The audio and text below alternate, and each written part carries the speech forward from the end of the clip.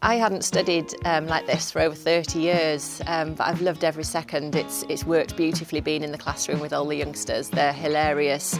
Everybody brings something different, so it's worked really well. Hi, I'm Rachel. I'm studying the BSc Equine Studies at Coleg Gwent.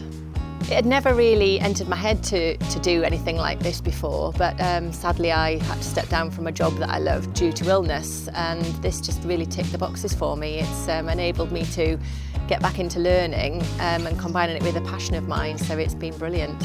And actually the funding has enabled me to survive financially. It replaced my part-time salary and just gave me so much more.